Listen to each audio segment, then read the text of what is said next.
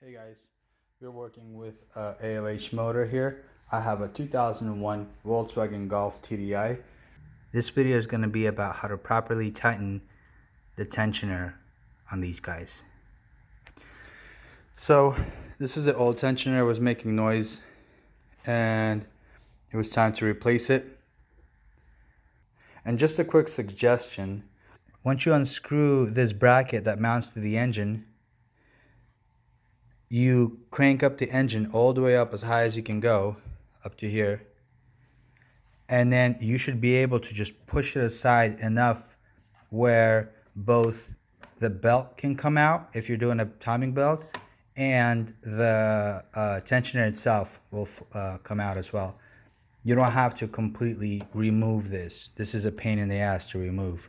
You end up damaging the equipment around here more when you're removing that thing. So just push it aside as much as you can.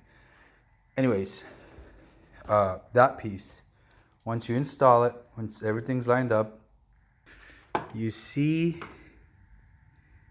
this little notch right here and that little notch right there. So you take, some people use a pry bar. For me, it was pretty difficult to do that. I suggest to get one of these guys. And so, you stick it in here really tight. It's going to be extremely tight when you're doing this. But as you're churning this, I think it's clockwise. But anyways, whether it's clockwise or counterclockwise, you'll know because this piece will be moving this way. If it's not moving this way as you're tightening it, then it's the other way. So once this lines up with that, you have a 13mm wrench next to you, and just tighten this bolt really quickly.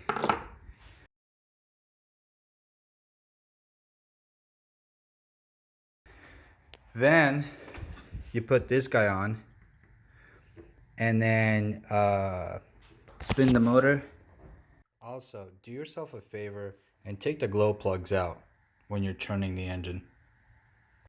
Turn the motor by hand a couple times, more than 2, and then check the marks again. So right now, you'll see that my notch is aligning with that notch. And if you don't do that, this is what's going to happen to your tensioner. You see that crack? And if you look really deep in here, you see how this piece of metal have made an indent into the inner housing right there.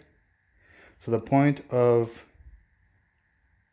meeting these two is so this spring retrieves back, and as you're revving your engine, it like bounces back and forth here. And as your timing belt becomes loose, then it retracts more. But if you don't have this clearance here, it's just going to be bouncing against this thing, and you're going to be pretty much ruining this thing until it completely breaks in half, and then you might even skip a couple of teeth and will cause valve damage on those guys. So just a quick pointer that I wanted to give out, because a lot of times people just don't know exactly how to tighten this because it doesn't have any clear markings. And so this is not that obvious